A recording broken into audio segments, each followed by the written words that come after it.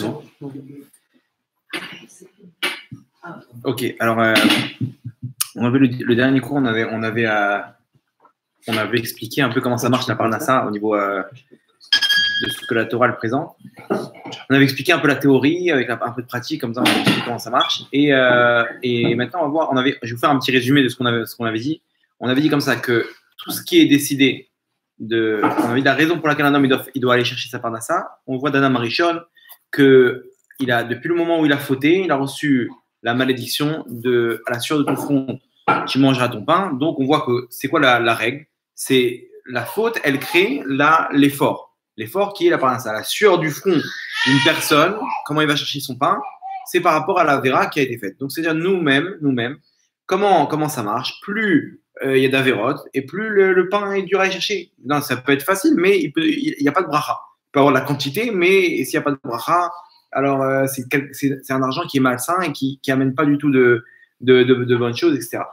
Et on avait expliqué que quand est-ce que c'est décidé tout ça? On avait dit à Rosh Hashanah. Rosh Hashanah, c'est décidé. Ce qui doit arriver dans l'année, au niveau de la parnassa, c'est décidé à Rosh Hashanah. On avait expliqué, alors quoi, si la personne elle se tient un carreau pendant Rosh Hashanah et avant, elle débloque la bracha et après, dans l'année, elle fait ce qu'elle veut et ça a l'air d'être injuste. On avait expliqué quoi? Que non. Akadosh Baruch Hu, il peut te déterminer beaucoup d'argent, mais il peut faire en sorte que cet argent-là, il n'y a pas de bracha. C'est-à-dire quoi? C'est-à-dire qu'il y a des dépenses, il y a des frais qui auraient des trucs à réparer, etc. On avait expliqué là-bas de l'histoire de la pluie, que en fait, tout ça, c'est l'image par rapport à la pluie, que la pluie a représenté la parnassa. Plus il y avait de pluie à l'époque, plus il y avait de parnassa, parce que il devait faire pousser des fruits, des légumes, etc.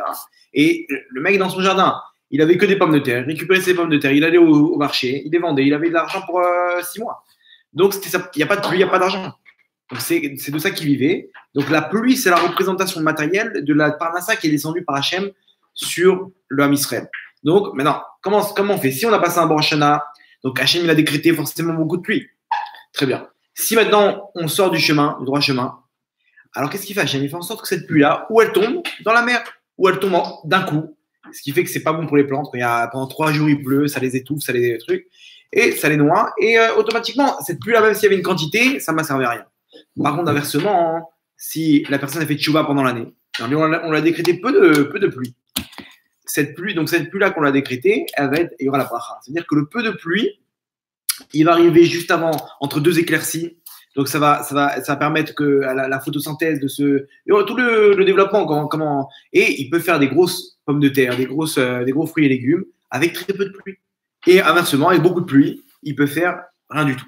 Donc on voit ici que la bracha, elle dépend, et la quantité surtout, elle dépend de Rosh Hashanah. En quantité et en qualité, comment on se comporte pendant l'année, ça c'est la qualité de la quantité qu'on a reçue.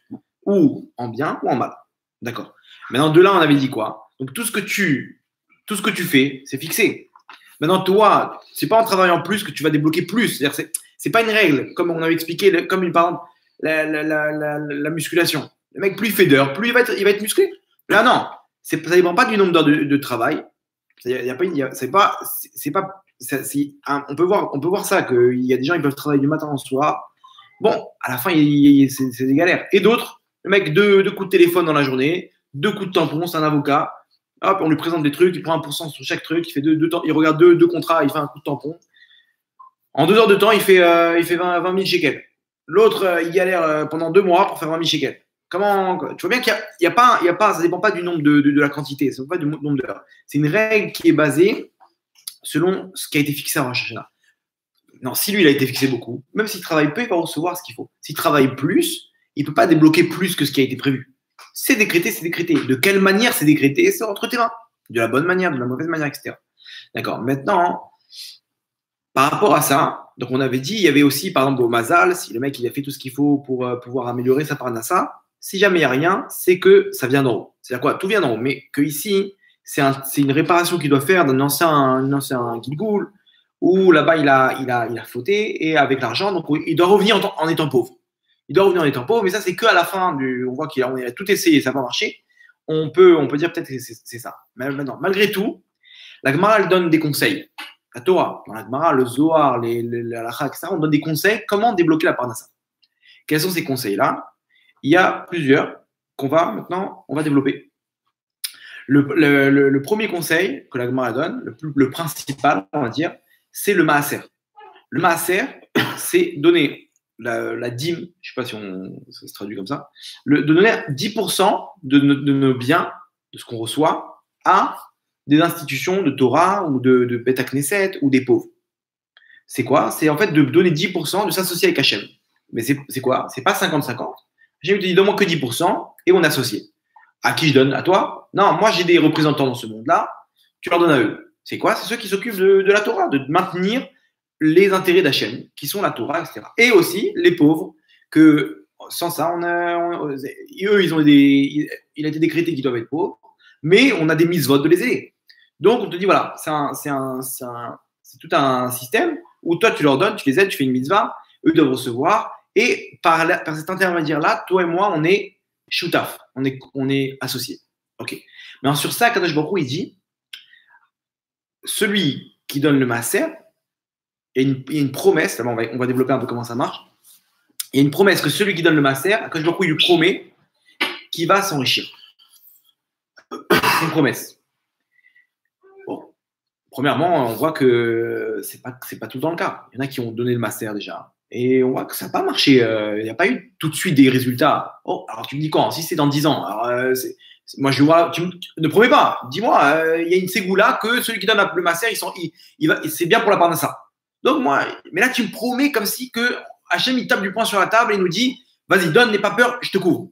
Tu as besoin de quoi derrière et tout, je suis là. Donc, le mec, il donne, il n'y a pas de résultat. À combien de personnes c'est arrivé ça?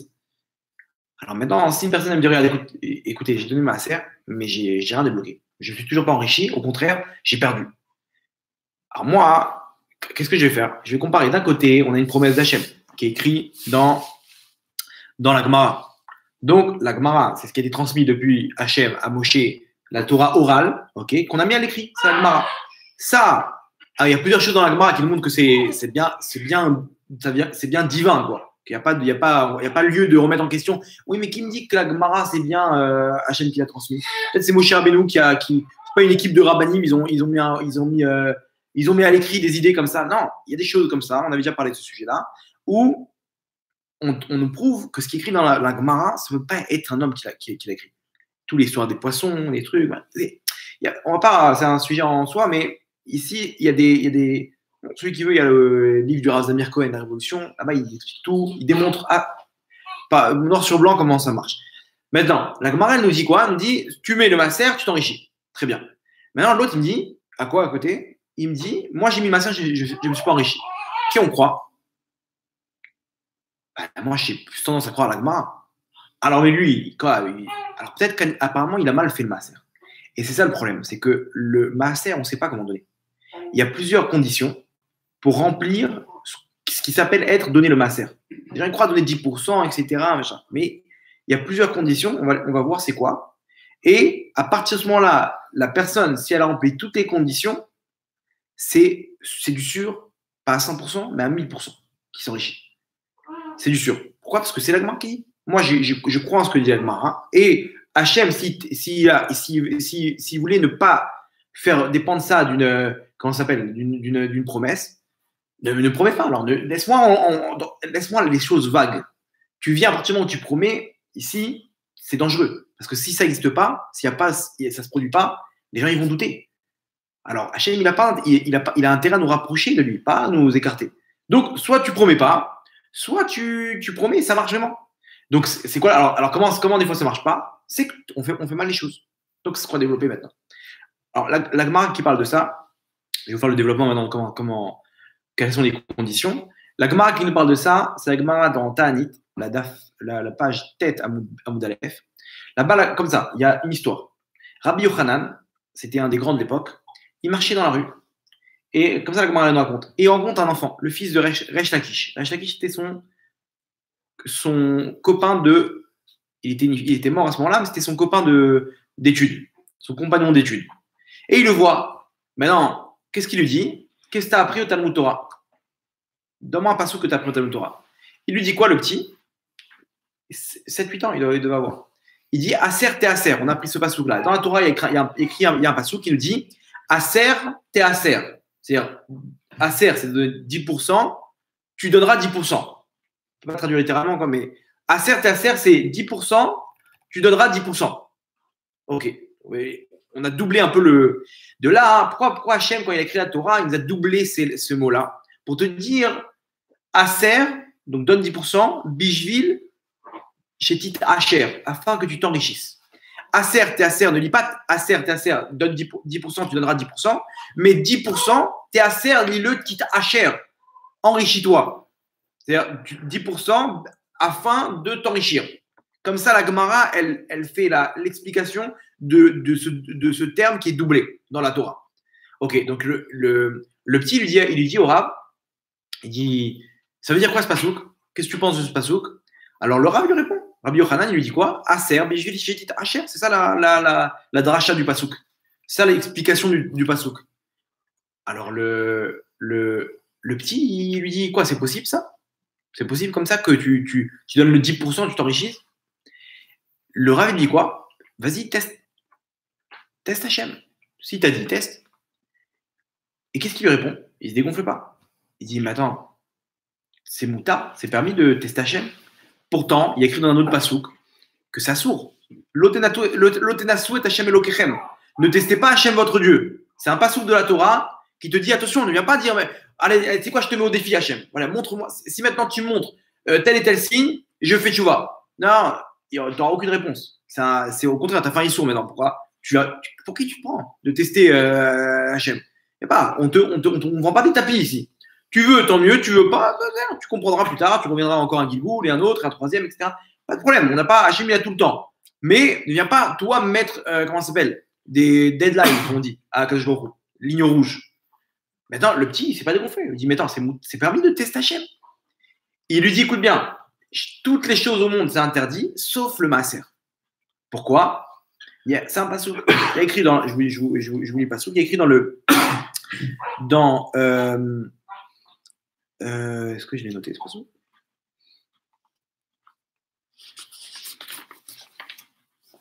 Ouais. Il y a écrit comme ça. Non, je n'avais pas noté. Bon, je vous le dis à votre. Il y a écrit comme ça. Akadosh Baruch Hu, il dit, apportez tous les trésors dans ma maison. Dans ma maison. Et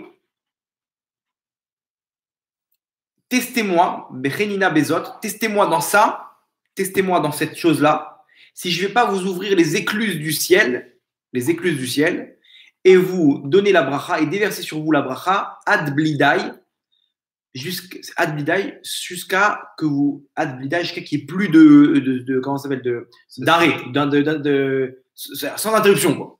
Et la Gemara dit sur ça, c'est quoi ad blidai? Jusqu'à que vos lèvres vont s'abîmer à force de dire Hachem de s'arrêter. Ça est dai. Dai, c'est-à-dire arrête. Donc, tellement qu'il y a de bracha, tellement que le mec, il va dire arrête, il va demander à Hachem d'arrêter. Ça y est, il y a trop. Qu'est-ce qu'on va faire avec tout ça? Donc, il va lui dire d'arrêter, jusqu'à que ses lèvres vont s'abîmer. Tellement qu'il va répéter le dai, la demande d'arrêter à Kadosh Baruch Hu. Donc, imaginez, on parle d'une bracha qui est sans fin. Hachem, qu'est-ce qu'il te dit dans ça? Bechenina bezot, testez-moi, na, ça veut dire je vous en supplie. Bezot, dans ça, si je ne vais pas vous ouvrir la bracha, les écluses du ciel, et vous déverser sur vous la bracha. Ici, on te dit explicitement, apporte tous les maaser, quand la masre, tous les maaser dans ma maison, et testez-moi si je ne vais pas vous ouvrir les écluses du ciel et vous déverser sur vous la bracha. Et déverser sur vous la bracha. Ok, donc ici c'est explicite. Le pasouk, il nous dit, testez-moi. Je vous en supplie, testez-moi sur ça. Comme ça que Hachem dit dans le pasouk Malachi du Tanakh. Ok. Donc maintenant, il ne reste plus qu'à savoir. Venons, on analyse ce pasouk. On nous dit quoi? Apportez tous les maaser dans ma maison. Ok. Maaser, d'abord, de quoi on parle? Là-bas, dans le pasouk de la Torah, on parle de quoi? De son champ. Le maaser, c'est quoi? C'est 10% de ta récolte, pas de tes gains. Tu as maintenant un champ de concombres, tu dois donner 10% au Cohen. Vous comprenez? Maintenant, qui te dit qu'on parle d'argent? Pas obligé de parler d'argent. Ou tu es parti dans. Tu donnes c'est bon, j'ai pas de champ, moi, donc il n'y a pas de maaser. Ok? On nous dit non. Maaser, comme ça, il nous dit Tosfot là-bas, il te dit c'est tout ce que tu. À l'époque, c'était des champs, comme ça la Torah nous parle, mais Kol à maaser, ça vient, le Kol, il vient nous inclure toutes les rentrées d'argent, dont l'argent en espèces, quoi. Le mec qui reçoit de l'argent, n'importe quelle somme d'argent, même de ça, il doit donner le maaser. Très bien. Maintenant, on te dit quoi? Donc, comment ça s'appelle? La première condition, elle est de donner donc le maaser. C'est quoi maaser? 10%, on a dit. C'est donner exactement 10%. Et ça, c'est tout mon tombe dedans. Parce que on n'a pas l'habitude de donner. C'est-à-dire, tu donnes 10%, c'est vrai, mais le mec, il donne de son salaire. Mais maintenant, s'il a reçu 100 shekels, c'est pas une tiens, prends 100 shekels. Ben, même sur ça, il donne le maaser. C'est-à-dire que tu dois donner sur toutes les entrées que tu as eues du mois, sur ça, tu dois donner 10%. Maintenant, tu as eu un gain, même de 10 shekels, tu as trouvé par terre, même ça, c'est 1 shekel. Or, si la personne, moi j'ai eu plusieurs cas comme ça, le mec me dit, tu donnes de tous tes gains. Il dit non, je donne de mon salaire. Mais non, mais tu reçois à côté. Ouais, j'ai reçu là-bas, etc. Tu dois tout donner. Chaque gain qui rentre dans ta poche, tu dois l'associer avec les 10%. Ah, mais je sais pas moi comment ça marche. Ok, si tu sais pas, tu donnes plus, tu rajoutes un peu plus, et tu fais une condition. Tu dis, voilà, moi maintenant, ce que j'ai donné maintenant, c'est 10% de tous mes gains. S'il y a plus, c'est considéré comme la tzedaka. Vous avez compris? C'est-à-dire que ici, la première condition pour donner le maaser, c'est donner le maaser. Ni plus, ni moins. Ok? Celui qui donne plus, il n'a pas donné le maaser, bah, il a fait une grande misère, il a donné la tzedaka. Celui qui donne moins, il n'a pas donné le maaser aussi. Alors quoi? C'est-à-dire quoi? Ça, c'est la première condition que déjà tu as. Alors, maaser, c'est ce qu'on a dit. Le passage de la Torah, il nous dit tu dois donner 10% de tes gains. 10% de tes gains on a comment expliquer, Akadosh Baruch Hu, il dit amener ça dans ma maison. On va voir c'est quoi ma maison. Ça, c'est la deuxième condition. Maintenant, tzedaka, c'est aucun rapport. Tzedaka, c'est d'aider quelqu'un qui est dans le besoin. Maintenant, c'est pas obligé, c'est pas forcément avec de l'argent. Ça peut être avec de la nourriture. Ça peut être avec parler avec une personne. Elle a besoin de parler. Je m'assois avec cette personne-là, je l'aide, je lui remonte le moral. C'est de la tzedaka. Vous comprenez? Maaser, c'est 10% de mes gains à la maison d'Hachem. On va voir c'est quoi, c'est la deuxième condition. Maintenant, 10%, pas plus, pas moins. Ok? 10%, c'est-à-dire le mec qui donne plus, il a fait une grande mitzvah de tzedaka, mais il n'a pas donné le maaser. Alors qu'est-ce qu'on fait? On peut faire cette condition une fois dans l'année, que tous les gains que je vais gagner, je donne 10% blin et d'air, ok? Et ce que je vais donner, c'est 10% de mes gains. Si jamais il y a plus, Akadosh Baruch Hu prend cette somme qui est en plus en tant que tzedaka. Et Akadosh Baruch Hu, lui, il fait le tri. Il nous prend bidiouk 10% de ce qu'on a donné. Sur tout ce qu'on a donné, il nous prend 10%. Donc, dans ces cas-là, s'il y a des sommes qui sont rentrées, je ne sais pas si je les ai comptées dans ma serre, rajoute 50 shekels en plus. C'est quoi? C'est au maximum 500 shekels. 10%, ça fait quoi? 50 shekels. Rajoute, arrondi. Arrondi. Maintenant, le plus, toi, tu as énoncé explicitement que tu ne comptes pas rentrer ça dans le maaser. Le maaser, c'est 10% de tes gains. Le plus, c'est de la tzedaka. Et maintenant, tu donnes ça à un pauvre ou à une yeshiva ou à une synagogue, etc. Dedans, il y a ton maaser et il y a le plus, c'est la tzedaka. Vous comprenez? S'il a donné moins, bah, il a raté. Il n'a pas donné le maaser.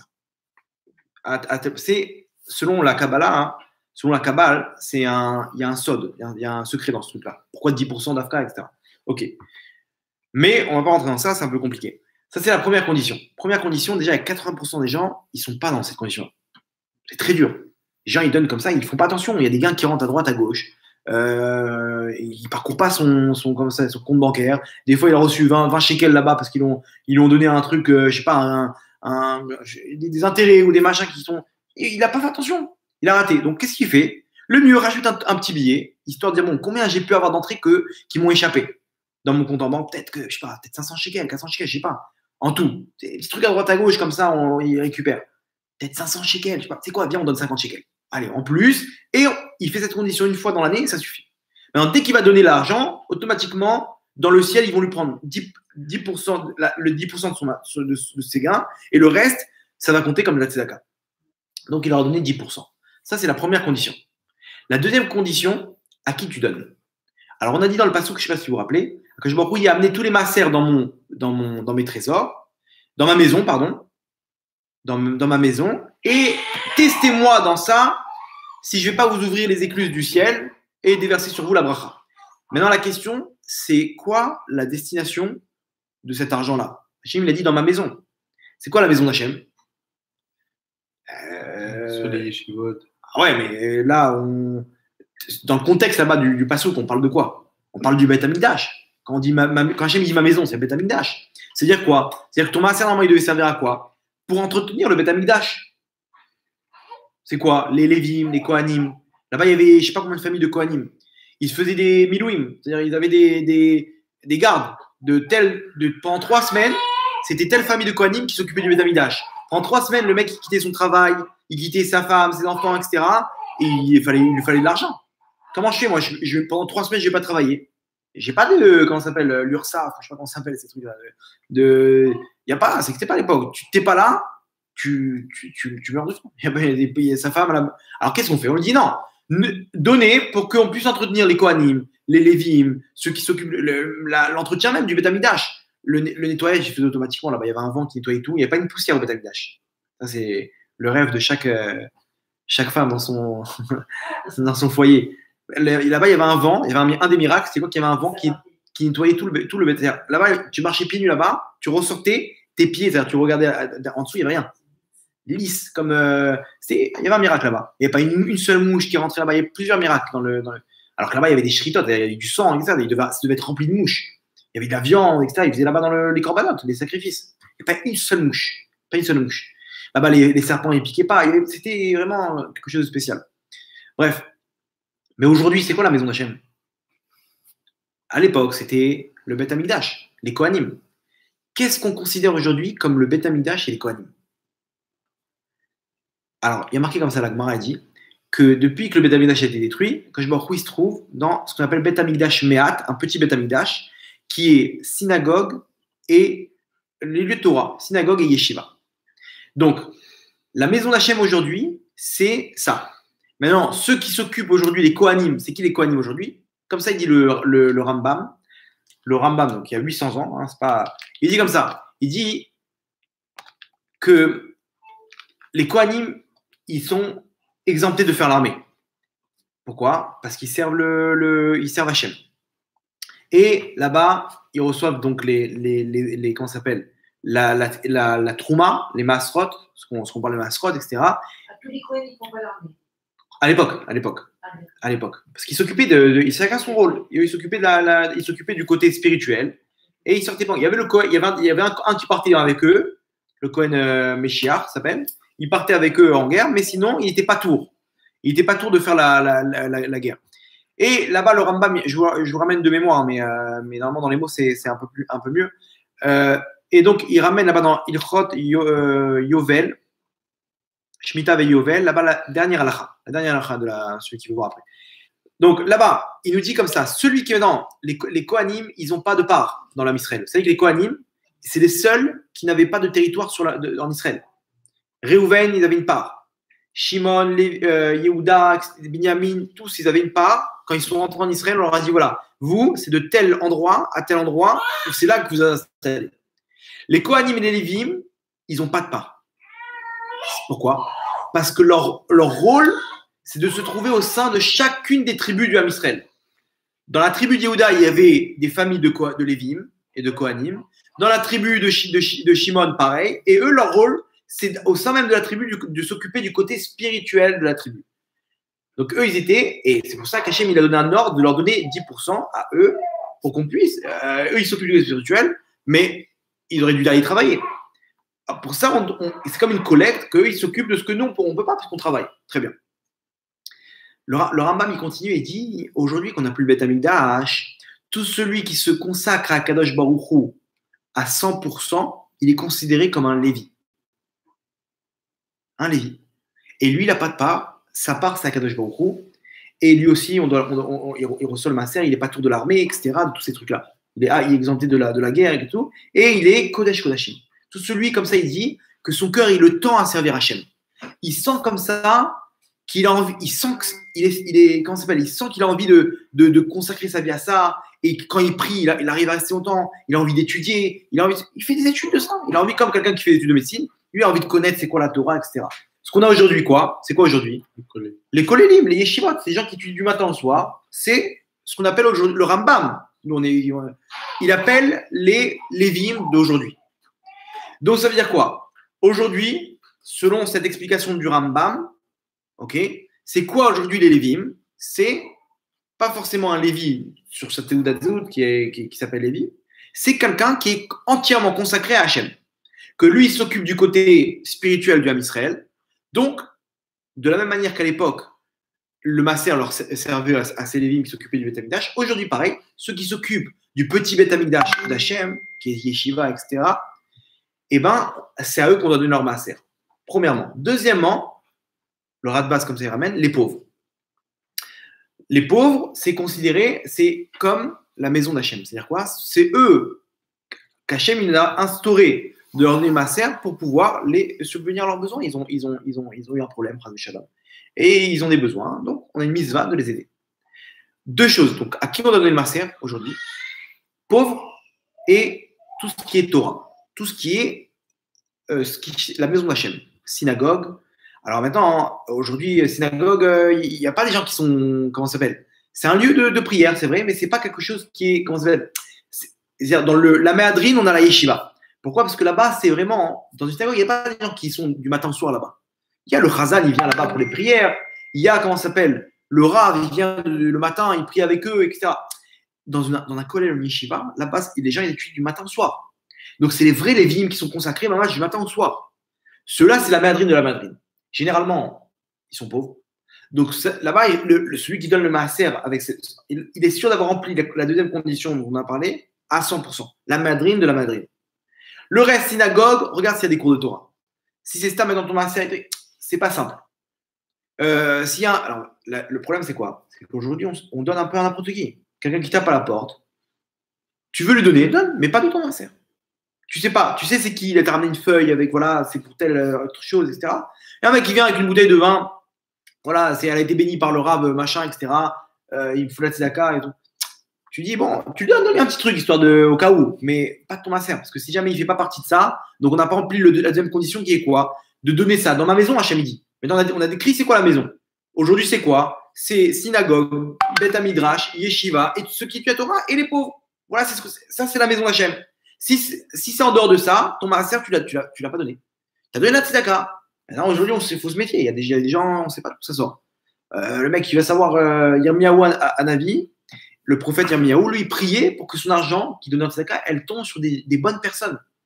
Parce que nous, on ne sait pas. Pas savoir, le mec, tu l'as donné, il s'est acheté un paquet de clopes en descendant de chez toi. Donc, cet argent-là, il peut servir. Il y a beaucoup de gens qui donnent des trucs, des machins. Et leur argent, il faut que tu aies un mérite. Ton argent, si tu veux que tu fasses le meilleur investissement, ce qu'on a dit maintenant, ce qui est dans la Torah elle-même, ok, eh ben, il faut que tu aies un mérite. Il y en a, ils n'ont pas ce mérite-là. Le mec, je vous raconte une histoire incroyable. Là, il y avait quelqu'un un juif, bon, une personne âgée, quelqu'un qui est sorti des camps de la Shoah et tout. Il s'est assimilé. Il a tout lâché. Et il s'est marié avec une Goya. Et bon, il a fait beaucoup d'argent. Il était très riche. Et il était proche d'un Rav.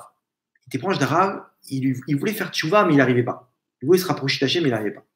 Le Rav, il lui a dit comme ça. Il lui a dit, écoute, ton argent, il va te servir à quoi? Dans 10, 20 ans, tu vas partir de ce monde. Il était déjà âgé. Ton argent, il va te servir à quoi? Au moins, tu n'as pas pu, toi, te rapprocher d'Hachem. Il avait des millions et des millions. Au moins, donne une partie à Kadosh Baruch Hu. Aide ceux qui font des mitzvot, au moins. Je peux pas. Quoi, tu peux pas? Nous, on ne comprend pas parce qu'on n'est pas riche. Donc, on ne sait pas c'est quoi le Yetzirah de donner. Il dit, je peux pas, c'est impossible. Je peux te donner un petit peu comme ça, un petit chèque et tout, mais donner mon argent maintenant, non. Mais à quoi ça sert maintenant? Tu vas faire quoi? Ton argent, tu peux vivre encore 200 ans avec. Au rythme de vie que tu as, tu peux encore 200 années comme ça, tranquille. Il dit, non, tu sais pas c'est quoi les Yetzirah, c'est impossible pour moi. Mais tu sais ce que je vais faire? Je vais faire comment ça s'appelle? Je je vais léguer en héritage, ok, un testament. Je vais faire un testament. Dans mon testament, je vais écrire que je lègue 80% de ma fortune, c'est-à-dire un truc comme je sais pas, 20 millions d'euros, je crois que c'était en France, 20 millions d'euros aux institutions religieuses à Jérusalem. Voilà. C'est bien 20 millions d'euros.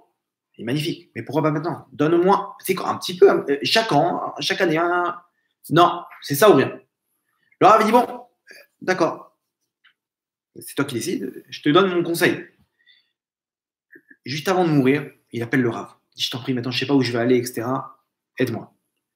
Il lui dit vas-y, fais le schéma Israël, machin, etc. Et vas-y, donne maintenant. Tant que tu es encore vivant, ta mitzvah a plus d'importance. Elle a encore plus d'importance. Non, je peux pas. Je préfère que mourir et après, voilà. Je sais que je ne l'ai pas en travers de la gorge, quoi. Il dit, mais non, mais tu es en train de mourir. Il dit, tu es en train de mourir, tu es en train d'agoniser, mais fais la mitzvah. Tu pars de ce monde avec une mitzvah en poche. Non. L'Orotse, il veut pas. Bon. Donc il est mort. Et là-bas, bon, l'avocat et le notaire, il le convoque, le Rav. Il lui dit voilà, on a reçu le testament, donc on va vous léguer l'argent. Donc donnez-nous des institutions à Jérusalem religieuses pour qu'on puisse vous faire le virement. 20 millions d'euros. Bon, le Rav, il est content. Il se renseigne à Jérusalem, quelles sont les yeshivot qui sont en galère, etc. Il fait une liste comme ça, avec 20 millions, t'es bien, quoi. Il fait un fonds de distribution pour les dead comme ça, pour les trucs, pour les pauvres, pour machin. Il a bien, comme on a expliqué, quoi. Il a fait ce qu'il faut pour, selon les conditions. Là, écoutez bien. D'un coup, il reçoit l'appel du notaire. Le notaire, il lui dit, écoute, il y a eu un petit problème.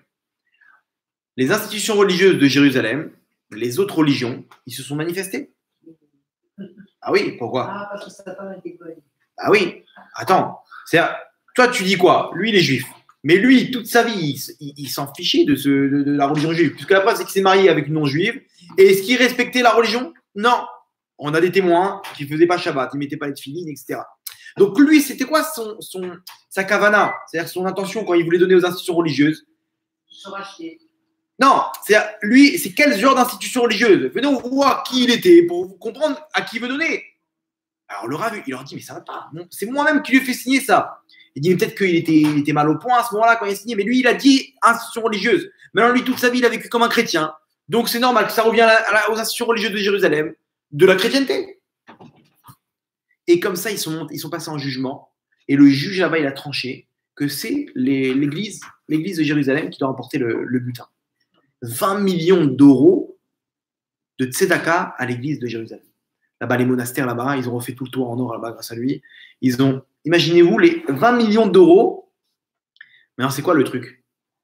Lui, il va arriver en haut. Tu crois que tu peux acheter à Kadosh Baruch Hu? Toi, tu crois que tu peux venir devant Kadosh Baruch Hu? Hachem, regarde pas mes avérotes, mais t'inquiète, prends un petit dessous de table. Il y a 20 millions d'euros là pour ta maison là-bas en bas, pour tes enfants. Prends, je t'en prie. Ça reste entre nous, c'est bon. Montre-moi le Gan Eden où il est.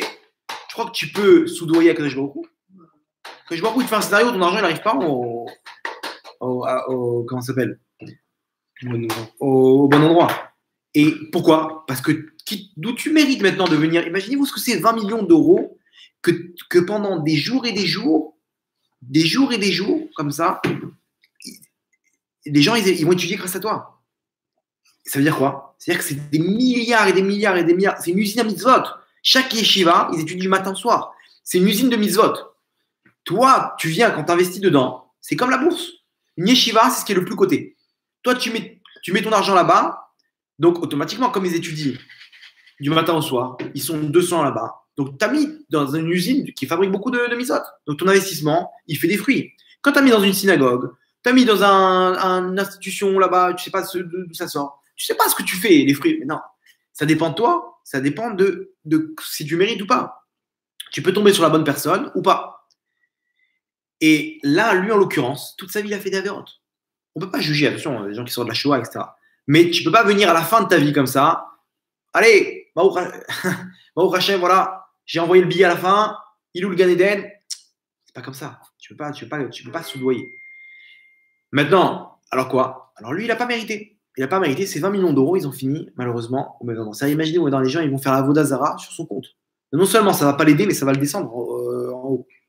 Donc, c'est peut-être Hachem qui a voulu comme ça aussi. Non, Voilà, pourquoi? Parce que c'est selon tes mérites. C'est ça ce que je veux. Pourquoi j'aime cette histoire? Pour vous dire que où tu dois donner, c'est selon tes mérites. Tu donnes au hasard, si tu es méritant, tu vas taper dans le mille. Mais sinon, pas sûr. Pas sûr. Et moi, je vois des trucs. Le juge, il a décidé que ce soit l'église de Jérusalem Qui récupèrent. Voilà. Religieux, Les institutions religieuses. Lui, il a dit institutions religieuses. qui. Voilà. Donc, eux, ils ont jugé que c'était selon. Viens voir à qui il pensait à ce moment-là. Quand il a. Lui, pourquoi il pensait qu'il avait sa vie, alors il ne voulait pas donner. Non, mais il est arrivé à un âge, ça y est. Combien il avait, on parle, c'était même pas, c'était. On a toujours espoir. Nahon, mais bon, le Yitzhara, il est grand. Quelqu'un de riche, en fait, c'est vrai que c'est un problème. Parce que la Gemara dit comme ça, un homme, il a 100, il veut 200. C'est-à-dire que tout le monde, regardez comment c'est vrai, quelqu'un va vous dire, vous lui posez la question, si tu gagnes au loto, tu fais quoi? Il va vous dire, moi, je sais ce que je vais faire. Je vais acheter plusieurs appartements. Voilà, et je vais vivre comme ça toute ma vie, récupérer. Voilà, tout le monde rigole, c'est que tout le monde. Voilà, la voiture, et je suis tranquille toute ma vie. C'est vrai ou pas? C'est vrai. Voilà, pourquoi? Parce qu'il n'a pas gagné l'argent. Dès qu'il gagne l'argent, il a débloqué dans sa nature maintenant l'envie de recevoir le double maintenant. C'est comme ça. Donc maintenant, ici, c'est un cercle vicieux. C'est la nature humaine. La Gemara, elle rentre dans la psychologie humaine. Elle dit, sache que Hachem, quand il a créé l'homme, il a créé qu'un homme, il a 100, il veut 200. Regardez bien, tout le temps, il veut gagner plus. D'accord? Ok. Pourquoi Hachem, il a fait ça? Pour qu'on fasse ça, on mette cette force dans les misotes. J'ai fait une misote, je vais encore. J'ai un petit cours de Torah, je vais rajouter. Machin, le mec, il met toute sa force dans les misotes et ça devient un homme d'affaires de misote. D'accord? Mais quand la personne n'est pas dans la Torah, alors qu'est-ce qu'il fait? Il met ça où? Toujours, encore plus. Il veut tout le temps gratter et tout. Mais dans nous, comme on n'est pas dans cette situation-là, on ne peut pas comprendre. Parce qu'on n'est pas arrivé à ça. Mais quelqu'un qui est dedans, il veut tout le temps investir. Mais tu dis, attends 2 secondes, dans ton compte en banque maintenant, le rythme de vie que tu as besoin de combien par mois? On va dire 100 000 $ par mois pour vivre? Ok. Mais dans ton compte en banque, tu peux vivre 100 années, une centaine d'années comme ça avec ce que tu as. À quoi bon de faire fructifier encore ton argent? Ça y est, arrête-toi. Vous comprenez ici, on parle d'une personne comme ça, même si elle vit encore une centaine d'années, ça va lui suffire. Parce qu'il a des rentrées tous les mois, il a des appartements, il a des bâtiments, etc. Donc, c'est bon. Tu veux quoi? Tu veux payer ton yacht? C'est bon, tu auras ce qu'il faut, n'aie pas peur. Mais là, on parle d'un mec, il ne veut pas lâcher. C'est pas grave. C'est un Yitzhara qu'on ne peut pas comprendre nous aussi. On fait les malins de l'autre côté parce qu'on est avec nos petites sommes. Mais quelqu'un qui a une grande somme, il a à côté de ça un grand Yitzhara à côté. On ne peut pas comprendre nous, mais imaginez-vous. Voilà, maintenant, donc, la deuxième condition, on a dit, c'est quelle est la destination de ton argent? Vérifiez, on a dit la maison d'Hachem. Maison d'Hachem, c'est quoi? C'est Torah. Là où il y a, c'est un endroit où il y a de la Torah. Là où tu as de la Torah, c'est ce qui est considéré comme la maison d'Hachem. On a comparé avec le Beth Amikdash et les Lévim. C'est qui les Lévim d'aujourd'hui? Ceux qui se consacrent à Hachem du matin au soir. Les étudiants en Torah qui se consacrent à Hachem du matin au soir. Maintenant, on récapitule. Donc, le Maaser, Hachem a une promesse. Tu donnes le Maaser, tu t'enrichis. Et il te dit, teste-moi. Teste-moi. Ok, donc quelqu'un qui donne son Maaser 10%, même si son Mazal, qui doit être pauvre toute sa vie, il a donné son Maaser, il est protégé. Pourquoi d'où tu peux prétendre que je mange? C'est une promesse. C'est une promesse, c'est écrit. Ah, ça ne marche pas? Alors maintenant, il y a des conditions. Première condition, de donner vraiment 10%, pas plus, pas moins. S'il donne plus, qu'il fasse une condition comme on a expliqué, que je veux donner que 10%, le plus, c'est la tzedaka, une fois dans l'année, c'est bon. La deuxième condition, à qui tu donnes? La destination. C'est quoi la destination? On a dit étudiant en Torah, la maison d'Hachem, étudiant en Torah, synagogue et pauvre. Voilà. Maintenant, entre parenthèses, j'ai posé une question. Pourquoi dans toutes les misotes, Hachem, il se mouille pas, entre guillemets, et là, il tape du poing sur la table, il dit, vas-y, teste-moi. Teste, mais Makara, pourquoi d'Afka cette mise-va? Pourquoi cette mise-va-là, Hachem, il te dit, teste-moi. On t'a pas dit, vas-y, mets les tefilines et teste-moi si tu n'auras pas la bracha. Non, mets les tefilines, il y a des trucs que ça débloque. Okay. Mais là, on te dit, donne le maaser et teste-moi si je ne vais pas t'enrichir, si je ne vais pas t'ouvrir la bracha, etc. Pourquoi Hachem, d'un coup, il s'est réveillé, là, il a tapé du poing sur la table pour nous. On dirait qu'il y avait ça d'Afka. Hachem dit, il s'est dit, il faut que j'intervienne. Pourquoi? Vous avez une réponse ou j'enchaîne? La réponse, elle est comme ça. C'est que, sachez un truc, que le monde, il tient sur la Torah. Le monde, il tient sur la Torah. Et on avait expliqué, on avait fait un cours comme ça sur le secret de la création du monde par les lettres. On a un des cours qu'on avait fait. Là-bas, le monde, il tient sur la Torah. Quand il a fait une condition avec le monde. Si les Bnei Israël reçoivent la Torah, le monde, il tient. Sinon, je remets le monde au tohu vavohu. Je détruis tout. Donc, c'est-à-dire quoi? C'est-à-dire que Hachem, il a fait dépendre la création du monde par la Torah. Quand on étudie la Torah, ça fait en sorte que ce monde-là, il tienne. Maintenant, mieux que ça, c'est que la Torah, c'est le mode d'emploi de ce monde. On avait dit qu'Akadosh Baruch Hu, il a regardé la Torah et il a créé le monde. Ça veut dire que tu veux savoir comment ça marche, ce monde-là. Regarde ce qui est écrit dans la Torah. C'est le plan de l'ingénieur et tu comprendras comment intervenir. C'est le mode d'emploi. Est-ce que, et dans tous les appareils aujourd'hui, tu as un mode d'emploi? Il est possible qu'il y a l'appareil le plus sophistiqué qui est l'être humain, au niveau de sa psychologie, au niveau médical, au niveau de toutes les choses que c'est hyper compliqué un humain. Il n'y a pas de mode d'emploi. C'est impossible. Hachem nous a donné le mode d'emploi. Le mode d'emploi, c'est la Torah. Comment se comporter, comment utiliser ce monde-là, c'est écrit dans la Torah. Maintenant, Hachem, il te dit quoi? Cette Torah-là, elle ne doit pas s'oublier. Elle doit être maintenue. Maintenant, il savait très bien qu'ici, on allait, va maintenant donner à la Torah. Il y aura ça. Pourquoi moi je vais donner maintenant pour tenir la Torah? Hachem, il te dit, là, je suis obligé d'intervenir pour pouvoir couvrir cette Torah-là pour qu'elle ne s'oublie pas. Et qu'à travers les générations, le moteur qui fait tenir ce monde-là, il soit couvert par les besoins matériels qu'il faut. Qui est quoi? Le maaser, l'argent qui va pouvoir permettre à ces jeunes-là de continuer d'étudier, aux synagogues de se construire, de construire des mikvés, de construire des yeshivot, etc. Donc, Hachem, il est monté au créneau et il a dit maintenant, je suis obligé d'utiliser un joker pour pas que les gens ils viennent dire bon, c'est bon, on va donner, t'inquiète pas. Et là-bas, le Yitzhara, il les attrape pour pouvoir éteindre ce que toutes les générations ont essayé de faire, éteindre la Torah. Comme les Grecs, bientôt c'est Hanouka. Là-bas, les Grecs, qu'est-ce qu'ils ont voulu faire? Pas de Torah. Ils ont compris le secret, qu'avec cette Torah-là, ils déploient leur force. C'est comme la potion magique, Astérix Obélix. C'est le même principe. Le Ham Israël, d'où il tire ses forces? De la Torah. Vous savez que les Sud-Coréens, ils ont fait une enquête pour savoir d'où est-ce que les Juifs sont si intelligents que ça. Sur tous les prix Nobel, il y a 22% de Juifs. C'est pas possible. 7 milliards de personnes, il y a 15 millions de Juifs, 15, 17, je sais pas. 22% des prix Nobel, c'est des Juifs. Donc, conclusion, des Juifs sont intelligents. Ils sont riches. Voilà. Ça va de soi.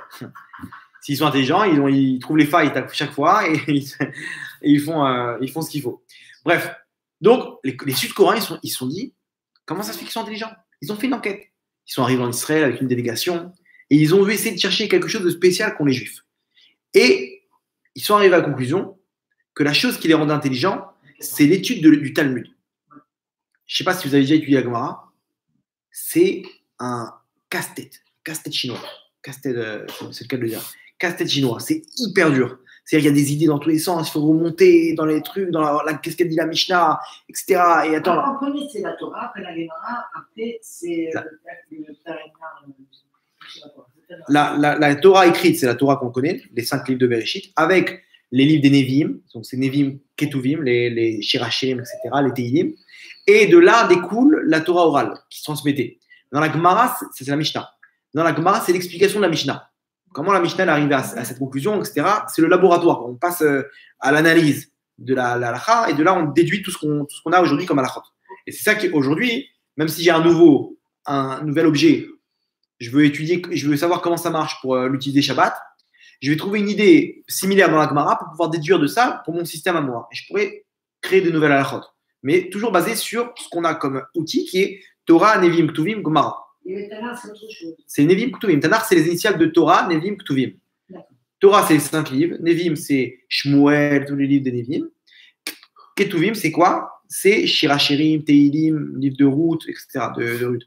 C'est ce qu'on appelle les Ketuvim. Ah, non, je sais. Voilà. Maintenant, les Sud-Coréens, ils ont compris, ils ont vu que le Talmud, l'étude du Talmud, c'est ça qui leur donnait une force, une intelligence, l'intelligence qu'ils ont. Donc, ils ont instauré, écoutez bien, dans toutes les écoles en Corée du Sud, l'étude obligatoire du Talmud.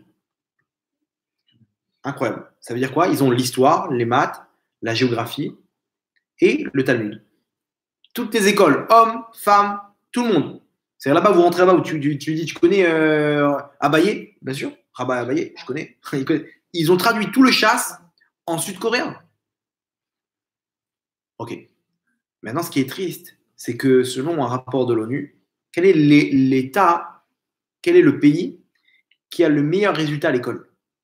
Qui ont les meilleurs résultats à l'école dans tous les domaines, au niveau comportement, au niveau des résultats dans les matières, etc. La Corée du Sud. Israël, ils sont combien? 33e. C'est une blague. Les Sud-Coréens, la Corée du Sud, numéro 1 au monde dans la réussite scolaire. En Israël, 33e. C'est-à-dire qu'avant de le traduire en coréen, ils auraient dû le traduire en hébreu déjà, le chasse. Parce que dans l'école, ils n'enseignent pas ça. Aujourd'hui, vous savez que dans les écoles laïques israéliennes, ils enseignent la théorie de Darwin. Dans toutes les écoles au monde, ok, ils n'enseignent plus cette théorie. Cette théorie, elle est dépassée. Ça y est, ils ont vu que ils ont abandonné cette théorie. Il y a un des seuls pays où ils enseignent cette théorie, c'est en Israël. Dans les écoles laïques. Là-bas, pourquoi? Parce qu'il vaut mieux tenir quelque chose, un mensonge, que d'avouer que Bereshit bara Elohim, que c'est Dieu qui a créé le monde. Donc, comme il n'y a pas d'autre théorie, ils ne savent pas encore comment le Big Bang, machin, etc., ils sont encore dans les trucs. Donc, vaut mieux tenir qu'on descend du singe. En Israël, imaginez-vous. Maintenant, c'est triste. Là-bas, eux-mêmes, ils ont pris notre secret. Ils utilisent la Torah, ça leur développe l'esprit, etc. Et ils arrivent à... Bon, ils n'ont pas tous les secrets qu'on a, nous, mais déjà, le sens, au niveau intelligence de la Torah, ils nous l'ont piqué. Et ils sont numéro 1. Israël, ils sont numéro 1 dans quoi? Dans 2 domaines. La violence à l'école et l'école buissonnière. 2 domaines, juste devant la Malaisie. Imaginez. Les Coréens, il y a en Israël. C'est triste. Hein. Les Coréens, il y a beaucoup qui viennent en Israël. Pour ça, par rapport à ça. Ils sont venus. Moi, je me rappelle, dans la Yeshiva où j'étais, d'un coup, il y avait une délégation de Coréens qui sont arrivés en haut, dans le grand Beth Midrash, ça va. Et ils sont venus ça, pour voir comment ça marchait, etc. Et ils adorent, ils sont fans. C'est une gymnastique du cerveau énorme, là-dedans. En plus, il y avait quelqu'un qui était venu à l'Yeshiva. Je lui avais dit, il m'avait dit, viens, on a étudié ensemble, lui et moi, et lui, il ne croyait pas en Dieu. Je lui ai dit, tu sais quoi, viens, on étudie. Non, je rentre avec lui dans les débats, etc. J'avais pas la force. Je lui ai dit, tu sais quoi, assis-toi, on étudie la Gemara. On a étudié la Gemara 1 fois, 2 fois, 3 fois. Et je lui ai dit, allez, viens, on commence à traiter des questions. C'est quoi, qu'est-ce qui te pose problème dans le fait que tu ne crois pas en Dieu? Il me dit, non, c'est bon. Je lui dis, quoi, c'est bon? Tu crois en Dieu maintenant? Bah oui.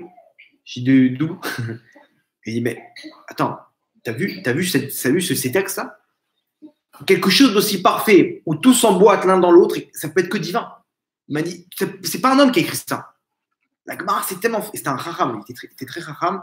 Et je me suis dit, je vais le pousser un petit peu et tout. Et je voyais qu'il me suivait, gauche, droite, machin, il répondait aux questions. Et j'approfondissais. Et je me suis dit, je vais le larguer au bout d'un moment. Et il tient un coup. Et je voyais. Il m'a dit, ça y est, tu m'as essoré le cerveau, je peux plus. Ok, on continue la prochaine fois. On a continué 2-3 fois. Après, il m'a dit, non, mais tu vois bien que ce truc-là, il est trop parfait. Donc, quand tu vois la beauté de l'œuvre, tu ne peux que admettre la grandeur de l'artiste. Et donc, il m'a dit, c'est bon, j'ai pas besoin de me prouver, c'est évident. Très bien. Donc, Hachem, il est obligé de monter au créneau. Pour te dire quoi? Cette Torah-là, c'est ce qui protège le monde. Maintenant, toi, tu ne peux pas étudier. Au moins participe. Participe parce que si, grâce à toi, on étudie, grâce au fond que tu as pu donner, eh ben, toi aussi, tu prends. Quelqu'un qui donne aux étudiants en Torah, grâce à toi, ils vont pouvoir étudier. Donc, ce qu'il étudie, ça te revient aussi à toi. C'est ce qu'on appelle un accord. Issachar Zevulun. Issachar Zevulun, c'est 2 frères, des fils de Yaakov. Ils ont fait un accord entre eux. Zevouloun, il lui a dit, moi, je vais travailler, toi, tu étudies. On partage mon salaire, on partage ta Torah.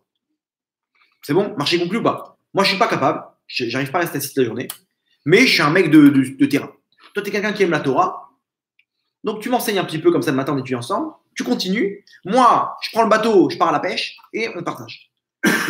Ils ont fait ça jusqu'à aujourd'hui, ça existe. Jusqu'à aujourd'hui, ça existe. Et toutes les yeshivot aujourd'hui tiennent de ça. Des gens qui n'ont pas la possibilité d'étudier, ils veulent faire des mitzvot, ils ont compris c'est quoi la valeur de la Torah, ils investissent dans la Torah. Ça, on te dit quoi? On te dit, tu donnes ton maaser, adif de donner là-bas. C'est préférable de donner dans un endroit comme ça pour tenir la Torah. Là, ici, on comprend bien pourquoi Hachem, il a tapé du poing sur la table en se mouillant et disant et nous promettre que si tu donnes le maaser, teste-moi si tu ne vas pas t'enrichir. Pourquoi? Parce qu'il veut te pousser à ça, à faire tenir la Torah, pour qu'elle te protège aussi. Il n'y a que qui vont arriver au Lamaba, les millions de misotes qu'ils vont faire. Toi aussi, tu n'as une part. C'est une grande famille. Il y en a qui peuvent, il y en a qui ne peuvent pas. Pas tout le monde est fait pour étudier. Il y a des gens, ils ne sont pas faits pour étudier. Il y a des gens, ils sont faits pour étudier et ils doivent étudier.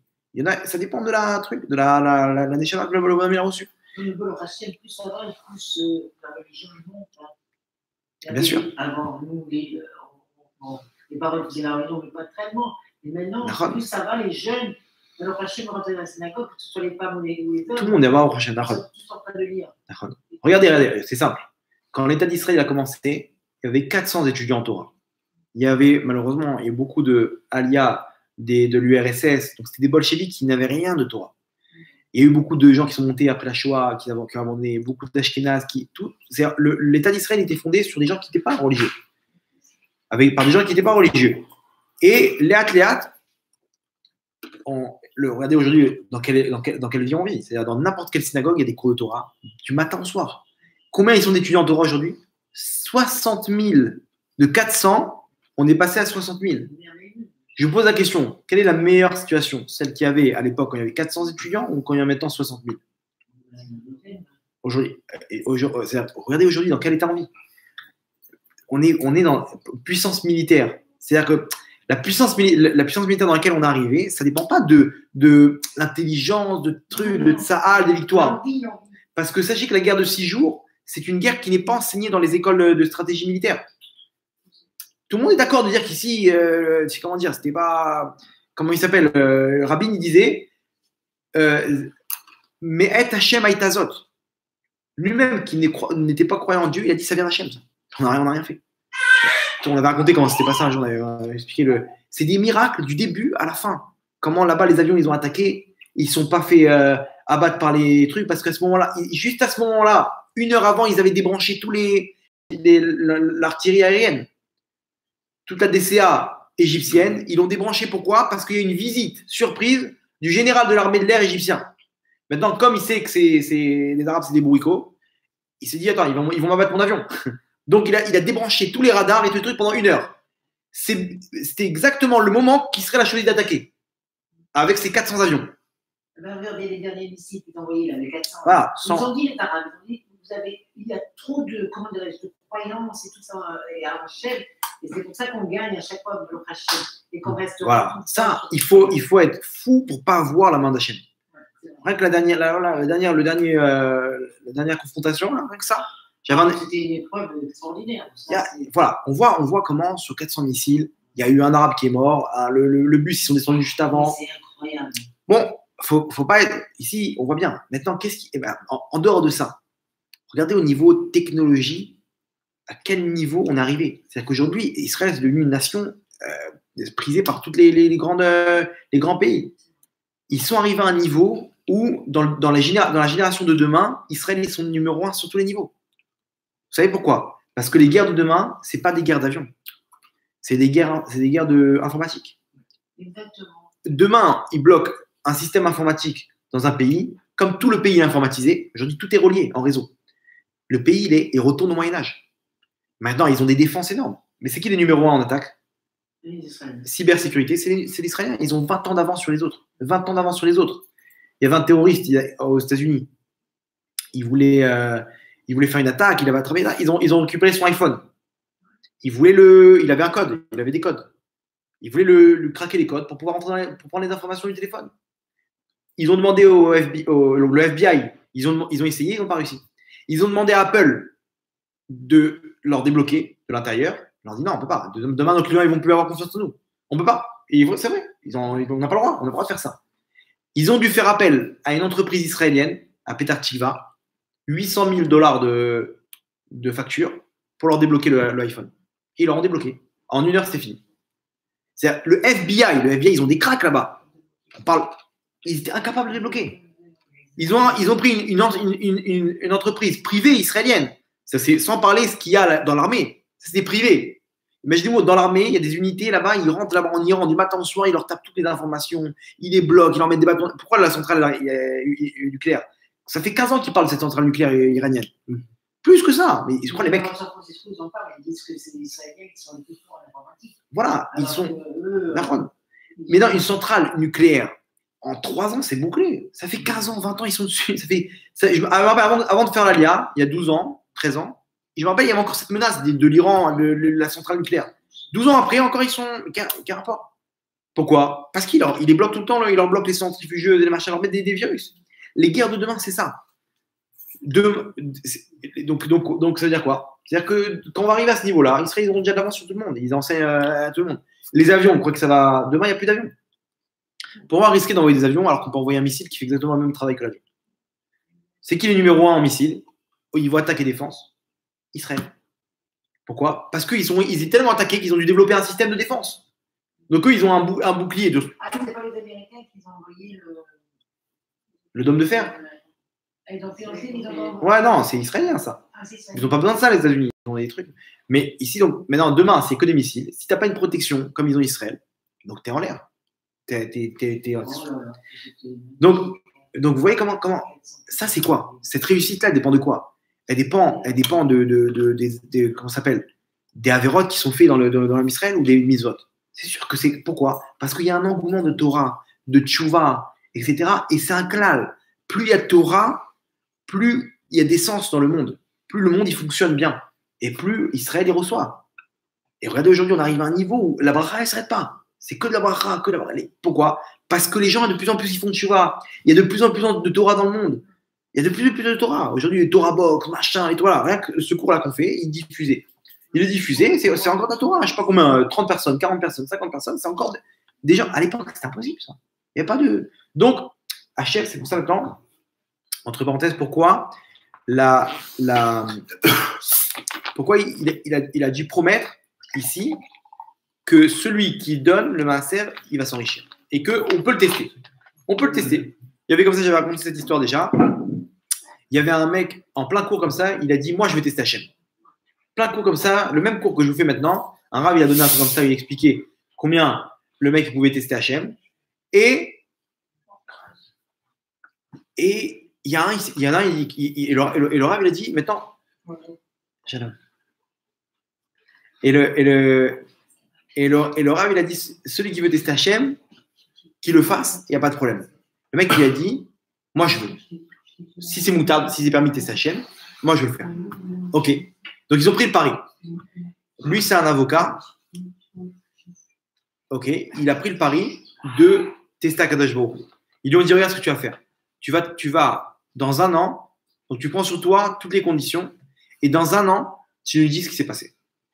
Il est revenu le mois d'après, il leur a dit, je veux prendre la parole.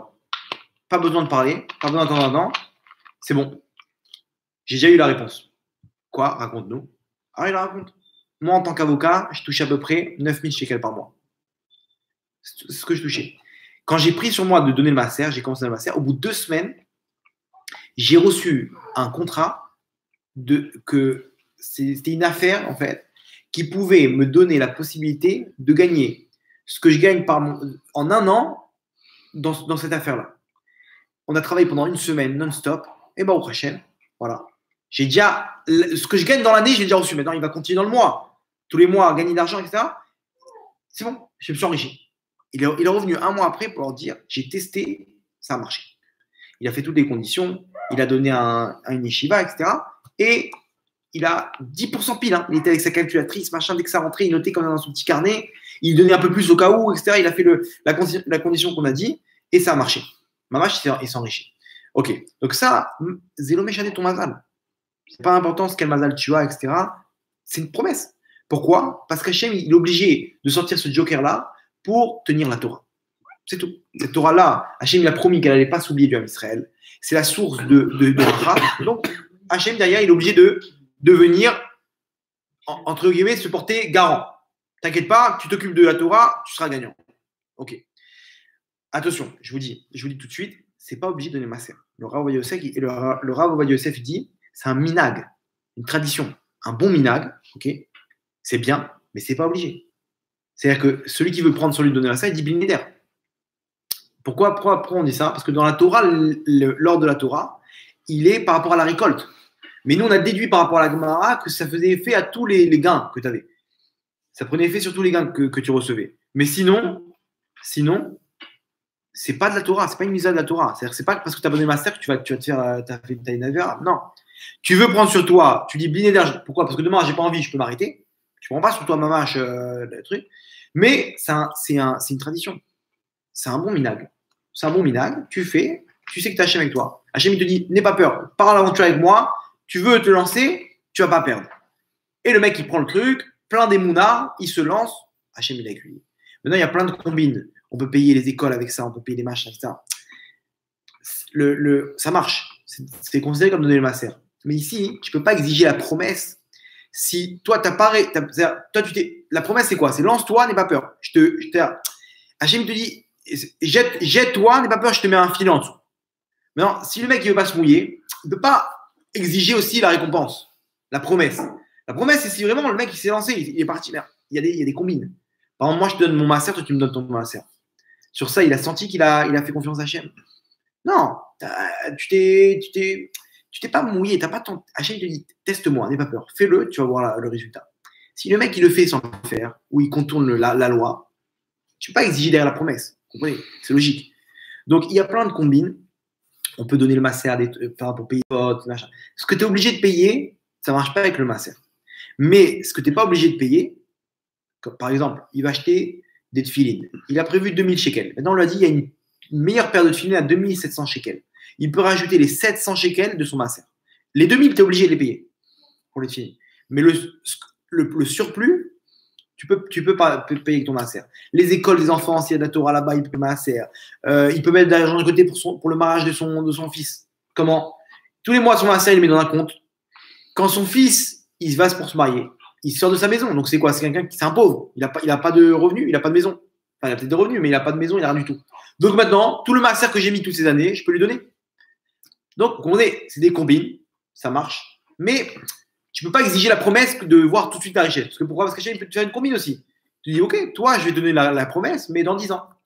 Tu fais des combines, on fait des combines. Si tu vas à fond, le mec, il donne sans discuter, sans réfléchir. Il a confiance en Hachem. Hachem lui dit, n'aie pas peur. Il le fait. Il utilise ici ce qu'on appelle la Emouna. Et la Emouna, il débloque ce qu'il faut et il reçoit derrière. C'est coup sur coup. C'est du 100%. 100%. Bon, on n'est pas en mesure de tester Hachem. On ne va pas venir. Mais celui qui veut essayer, il nous donnera comment ça s'appelle? Il nous expliquera comment ça marche. Il nous racontera. Ok, maintenant il y a une dernière condition. Et ça, c'est une marloquette.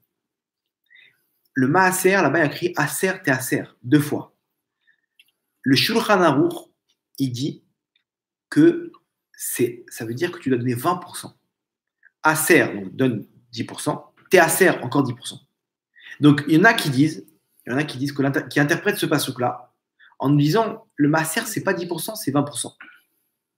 Donc, selon cet avis-là, c'est l'interprétation-là du passouk, où donc, le minimum c'est des 10%, mais maintenant il y a un autre étage, un autre niveau de donner 20% de Maaser. Encore une fois, pas plus, pas moins. Donc, ou 10% ou 20%. Pas 15, pas 25. Maintenant, celui qui a donné 20% de Maaser, lui, il peut exiger d'Hachem de recevoir la bracha. Pourquoi? Parce qu'il est sûr d'avoir rempli toutes les conditions. Si le mec il a donné 10% au bon endroit, pile, etc., et qu'il ne voit toujours pas ça, c'est peut-être que lui, il doit être marmire dans la halakha. Donner 20%. Et un juif qui travaille le Shabbat, un Ouais. juif religieux qui travaille le Shabbat, il fait travailler les autres. Et non, attends. Le bénéfice, il donne, c'est le masseur qui donne, je sais pas, lui, il touche rien du tout.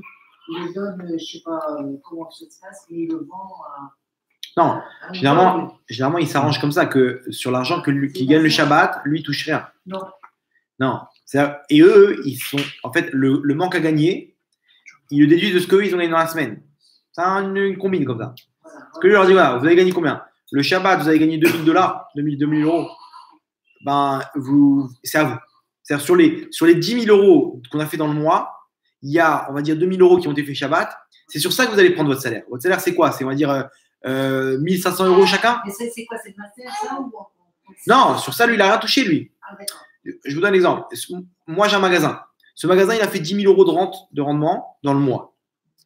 Maintenant, sur ces 10 000 euros, je vois ce qui a été fait pendant les Shabbats par des goïms. Moi, j'ai rien touché. Ça revient à 2 000 euros. OK?